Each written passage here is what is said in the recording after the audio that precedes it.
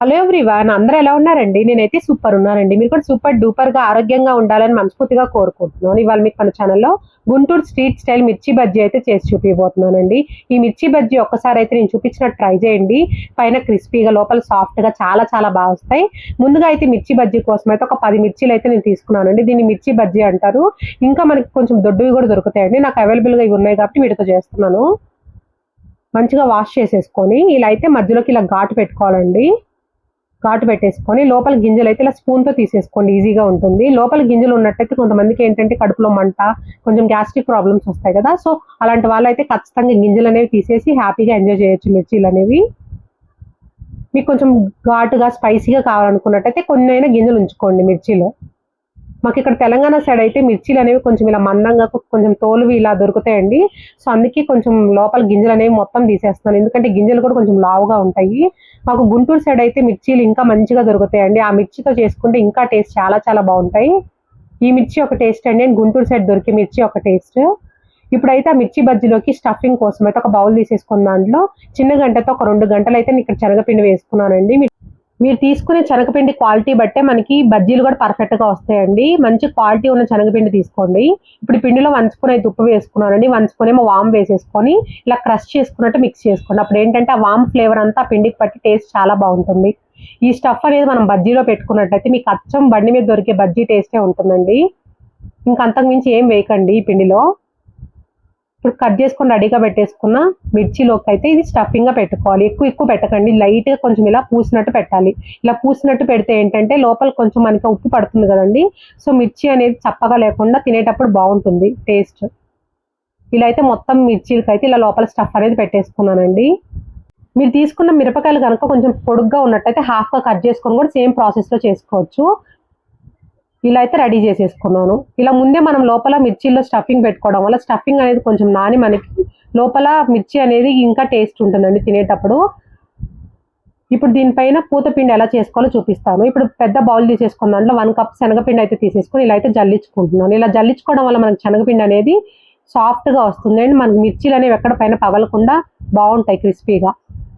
ఇప్పుడు దాంట్లో 1/2 స్పూన్ పసుపు వేసుకున్నానండి, కలర్ కోసం. మీకు నచ్చకపోతే స్కిప్ చేయొచ్చు. 1 స్పూన్ ఏమో వాము పొడి వేసుకున్నాను. ఇక్కడ వాము పొడి వేసుకోవడం వల్ల మిర్చీలు ఘాటుగా ఉండి తినేటప్పుడు చాలా బాగుంటుంది. 1 స్పూన్ ఏమో ఇక్కడ ఉప్పు వేసుకున్నానండి. చూసారు కదా స్పూన్.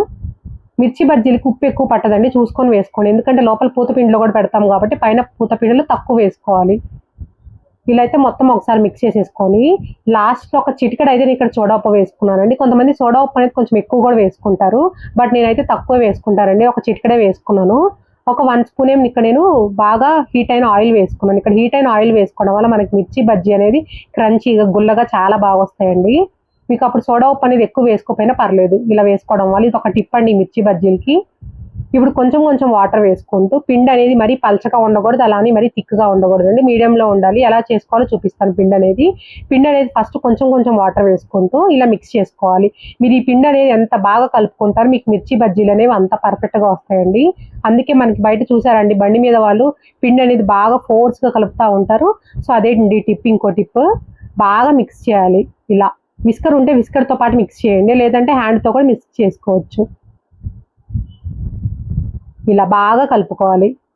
పిండి అనేది మనకి చూస్తేనే ఫ్లఫీగా అనిపిస్తుందండి, పొంగినట్టు. అలా కలపాలండి పిండి. ఇలా కలిపితేనే మనకి మిర్చి బజ్జీలు అనేవి పర్ఫెక్ట్గా వస్తాయి. చూసారండి బ్యాటర్ అనేది ఇలా ఉండాలి.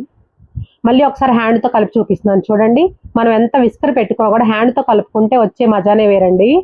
ఇలా అయితే మొత్తం పిండి అనేది మిక్స్ చేసేసిన తర్వాత లాస్ట్లో ఒక 1 స్పూన్ నేను ఇక్కడ బియ్యం పిండి వేసుకున్నానండి. ఆప్షనల్ అండి, బియ్యం పిండి వేసుకోకపోయినా పర్లేదు, బట్ వేసుకుంటే ఏంటంటే కొంచెం క్రంచీగా వస్తాయి కాబట్టి నేను వేసుకున్నాను. ఎందుకంటే నేను పిండి అనేది మరబట్టించానండి. సో మనకి ఒరిజినల్గా ఉంటుంది కాబట్టి పిండి అనేది మెత్తగా ఉంటుంది బాగా.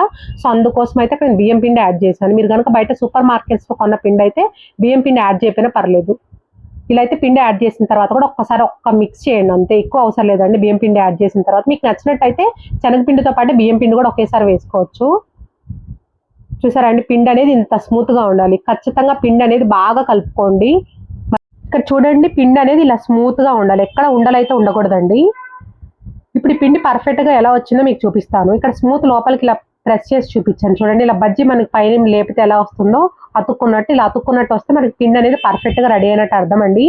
మీకు కనుక స్పూన్కి ఏదన్నా ఇంకా పల్చగా ఉన్నట్టు అనిపిస్తే ఇంకొంచెం పిండి యాడ్ చేసుకొని కూడా మిక్స్ చేసుకోవచ్చు, పిండి పల్చనైతే. ఇప్పుడు మూత పెట్టేసుకుని పిండిని ఒక 5 నిమిషాలు పక్కన పెట్టేసుకుందాం. ఈ బజ్జీకి పైన మనకి రెడ్ సాస్ ఇస్తారండి గుంటూరు సైడ్ అయితే. రెడ్ సాస్ చాలా బాగుంటుంది. అది ఎలా చేసుకోవాలో చూపిస్తాను. దీన్ని నిమ్మకాయ కారం అని పిలుస్తారు. ఒక నిమ్మకాయ అయితే ఇలా పిండేసుకుంటున్నానండి. ఇలా స్ట్రైనర్లో పిండుకోండి. అప్పుడు ఏంటంటే తొలకలు రాకుండా ఉంటుంది. బిగినర్స్ కోసం చెప్తున్నాను. ఇప్పుడు ఒక నిమ్మకాయకి ఒక స్పూన్ కారం, ఒక హాఫ్ స్పూన్ ఉప్పు అయితే పర్ఫెక్ట్గా సరిపోతుందండి. అక్కడ ఉప్పు సాల్ట్ క్లిప్పింగ్ మిస్ అయిందండి. సాల్ట్ కూడా యాడ్ చేసేసుకొని ఇలా అయితే మిక్స్ చేసుకోవాలి. ఇప్పుడు మనకైతే సాస్ రెడీ అయిపోయిందండి. సాస్ మనకి సమోసాలకైనా ఇలాంటి బజ్జీలకైనా చాలా బాగుంటుంది. ఇప్పుడు స్టవ్ ఆన్ చేసేసుకొని బాండీ పెట్టేసుకున్నానండి. బాండీ హీట్ అయిన తర్వాత దాంట్లో డీప్ ఫ్రైకి ఆయిల్ వేసుకోవాలి. నేనైతే గోల్డ్ డ్రాప్ ఆయిల్ యూజ్ చేస్తున్నాను. ఆయిల్ అనేది మరీ హీట్ అవ్వకూడదండి. కొంచెం మీడియం హీట్గా ఉన్నప్పుడు ఫ్లేమ్ని మీడియం ఫ్లేమ్లో పెట్టేసుకొని బజ్జీలు అనేది వేసుకోవాలి. అదే బాగా ఆయిల్ హీట్ అయిన తర్వాత వేసుకున్నారు అనుకోండి, బజ్జీ అనేది ఈజీగా పైన మొత్తం నల్లగా అయి వస్తాయి. సో అందుకోసం కొంచెం మీడియం హీట్లో ఉన్నప్పుడే ఫ్లేమ్ని మీడియం ఫ్లేమ్లో పెట్టేసుకొని బజ్జీలు అనేది వేపుకోండి. ఇలా బజ్జీలు అనేది వేపారు కదండి, కొంచెం మనకి కలర్ చేంజ్ అయింది కదా, ఇలా కలర్ చేంజ్ అయిన తర్వాత ఫ్లేమ్ని హై ఫ్లేమ్లో పెట్టండి. ఇప్పుడు ఒక 50% వేగిన తర్వాత హై ఫ్లేమ్లో పెట్టుకొని ఫ్రై చేసుకుంటే మనకి లోపల వరకు బజ్జీ అనేది వేగి టేస్ట్ చాలా చాలా బాగుంటుందండి. సిమ్ ఫ్లేమ్లో పెట్టుకొని మాత్రం వేపకండి. సిమ్ ఫ్లేమ్లో పెట్టుకొని వేపితే మనకి ఆయిల్ అనేది ఎక్కువ పీల్చేస్తుంది. ఇలా అయితే బజ్జీలు మంచి గోల్డెన్ కలర్ వచ్చేసినాక పక్కకు తీసేసుకోవడమే అండి. చాలా సింపుల్ ప్రాసెస్ అండి. ఇప్పుడు రకరకాలుగా బజ్జీలు అయితే చేస్తున్నారు. ఇదైతే మనకి అసలైన మిర్చి బజ్జీ అండి. మనకు వామ్ పెట్టే ఎక్కువ మిర్చి బజ్జీలు అనేది చేస్తారు గుంటూరు సైడ్. ఒక్కసారి అయితే ట్రై చేయండి. చూడండి లోపల మిరపకాయ కూడా ఎంత చక్కగా వేగిపోయిందో. మీరు కనుక బ్యాటర్ అనేది బౌల్లో వేసుకొని ఇలా వేసుకోవడం కష్టం అనుకున్నట్టయితే ఒక గ్లాస్లో వేసుకొని కూడా బ్యాటర్ అనేది ఈజీగా కూడా అలా కూడా వేసుకోవచ్చు అండి. మీకు ఇక్కడ చూపిద్దాం అనుకున్నాను కానీ నేను మర్చిపోయానండి వేసేటప్పుడు. నాకు ఇలా అలవాటు అయిపోయింది. చూసారు కదా, బజ్జీ అనేది ఒక వైపు నుంచి లోపల ముంచి ఇలా కొంచెం ఒకవైపు ఇలా కొంచెం పిండి పట్టనట్టు ఇలా పెడితే ఏంటంటే మనకి బయట బజ్జీలు ఇస్తారు కదండి, షేప్ అనేది అలా వస్తుంది. అక్కడక్కడ మిర్చి కనిపిస్తా. చూడండి ఇలా అయితే ఫ్రై చేసుకున్నాను. మీడియం ఫ్లేమ్లో పెట్టుకోవాలి. కొంచెం వేగిన తర్వాత హై ఫ్లేమ్లో పెట్టుకొని ఫ్రై చేసుకోవాలి. చూడండి ఎంత మంచి కలర్, ఎంత బాగా వచ్చినాయో బజ్జీలు అనేవి. మీరు ఇంకొంచెం సోడా ఉప్పు వేసుకున్నట్టయితే ఇంకా కొంచెం లావుగా కూడా వస్తాయండి. బట్ సోడా ఉప్పు తింటే మంచిది కాదని నేను ఎక్కువ వేయలేదు. బజ్జీలు అనేవి మొత్తం ఇలా పర్ఫెక్ట్గా రెడీ అయిపోయిన తర్వాత మధ్యలోకి ఇలా అయితే కట్ చేసేసుకొని ఉల్లిపాయలని ముందుగా ప్రిపేర్ చేసిన రెడ్ సాస్ వేసేసుకొని తింటే ఉంటుందండి. అప్పటికప్పుడు మిర్చి బజ్జీలు వేడిగా తింటే చాలా టేస్ట్ బాగుంటుంది. మీకు నచ్చినట్టయితే ఉల్లిపాయల్లో కొంచెం వేపిన పల్లీలు పైన పొట్టు తీసేసుకొని కొంచెం కొత్తిమీర యాడ్ చేసుకొని అలా కూడా స్టఫ్ చేసుకోవచ్చు అండి. మా వారికి పల్లీలు అండ్ కొత్తిమీర నచ్చదు కాబట్టి నేను జస్ట్ ఉల్లిపాయలతోనే చేశాను. ఈ రెసిపీ అయితే మీకు నచ్చింది అనుకుంటున్నాను. నచ్చినట్టయితే ఒక చిన్న లైక్ చేయండి, షేర్ చేయండి అండ్ కామెంట్ చేయండి. నేను పక్కన బెల్ ఐకాన్ని ప్రెస్ చేయండి. అప్పుడు నేను పెట్టే వీడియోస్ అన్ని మీకు నోటిఫికేషన్స్ వస్తాయి. అప్పుడు ఈజీగా చూసేయచ్చు. బజ్జీ ఫ్యాన్స్ ఎవరైనా వీడియో చూస్తున్నట్టయితే ఒక లైక్ చేయడం మాత్రం అస్సలు మర్చిపోకండి. మీరు కనుక ఫస్ట్ టైం మన ఛానల్లో వీడియో చూస్తున్నట్టయితే ప్లీజ్ అండి సబ్స్క్రైబ్ చేసుకోండి. మీరు సబ్స్క్రైబ్ చేసుకోవడం వల్ల నేను పెట్టే వీడియోస్ అన్ని మీకు నోటిఫికేషన్స్ వస్తాయి. అప్పుడు ఈజీగా చూసేయచ్చు. Thank you so much for watching. Take care. Bye bye. See you next video. For more videos please like, share and subscribe.